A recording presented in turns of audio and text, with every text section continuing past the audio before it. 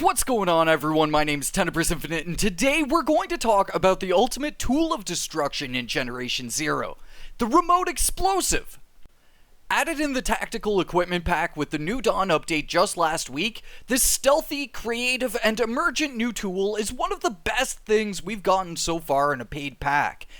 And yes, that means that this remote explosive, to me at least, is more useful than LMGs, DMRs, the bow, heck, maybe even the RLG. The level of control you have with these explosives is totally out of control, and can be applied in such a massive general sense to your gameplay that if you've picked up this pack, you pretty much don't need to use any other explosive item unless you want to get crafty.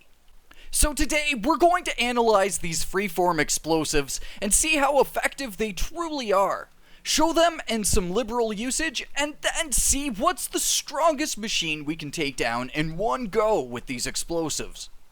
Don't forget to subscribe if you haven't yet for pretty much everything you need to know for Generation Zero. We're going to be starting off today with the extra spicy hot sauce, and we're going to talk about the damage values of the remote-controlled explosive. Tossing our remote explosive on the core drive, we wind up doing 4% to the overall health of the tank, a scattering of damage to the components around the explosion, and doing some pretty solid damage to the armor around the area. Pretty dang good damage overall for a single IED. For a little bit of a damage comparison here, a single hand grenade does 9% damage to the overall health of the tank. So, doing half that damage with like 1,000,000 times the amount of control is pretty awesome. Now, to show you guys something kind of interesting that you might not know about Generation Zero, but as you go up through the classes of machines, the overall health of the machine isn't that different from the prototype class, and as you go through each of these classes. What changes instead is component health, and then armor health, and the durability of their armor, as well as their damage dealing capabilities. But you don't really see a machine get like a crazy jump in its health pool outside of the Reaper. Also, IEDs, they're really stealthy, man. And you might be wondering if it's better to throw it onto the faceplate of the machine as opposed to the backside. It doesn't really matter too much. The variance of damage happens somewhere between 4 to 6% of the overall health of the machine, undepending where you throw it.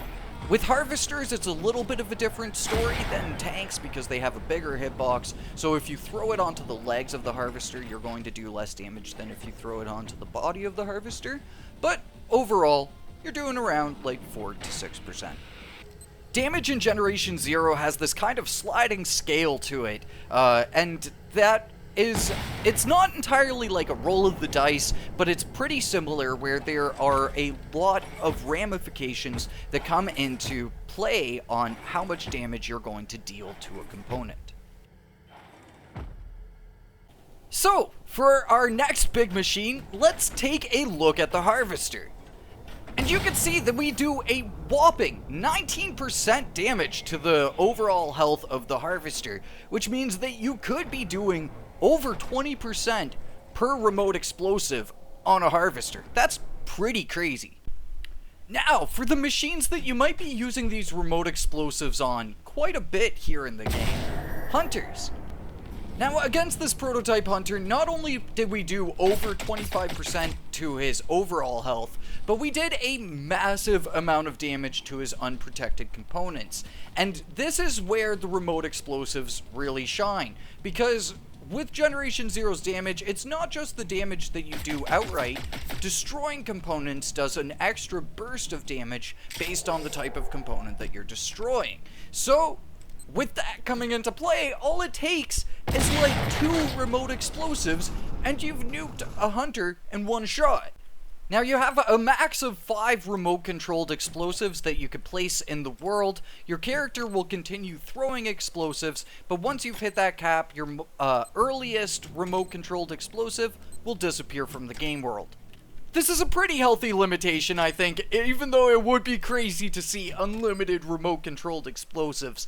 But This still is something that we can entirely work with for the strongest machine we can kill later on in this video. But when you separate it from direct combat effectiveness and start looking at this as a utility item in the open world, you start to see how it's the ultimate tool.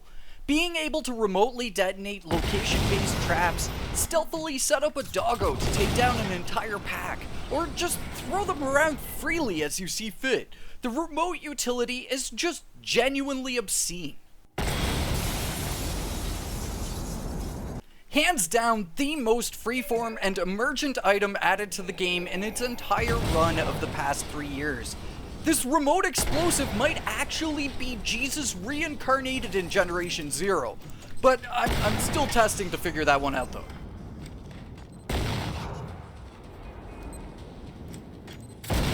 But let's cycle back to that combat effectiveness for a second here. It's a given that our remote-controlled explosive is godsend for traps and emergent gameplay.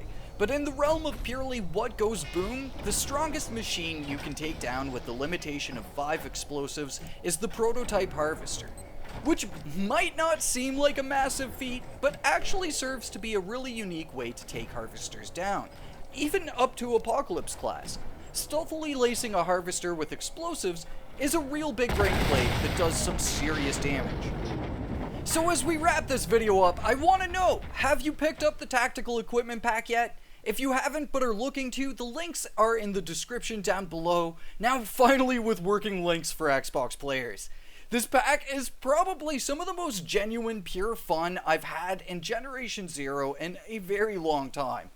An incredibly useful and slightly goofy pack, just aimed at the one thing I think Generation Zero really excels at: being a fun video game. But my dudes, we got a heck of a lot more in store for the New Dawn update, and some things I've been meaning to get to for a while here in Generation Zero, so stay tuned for more. For now, thank you for watching, and I will catch you all in the next one. Until then, peace.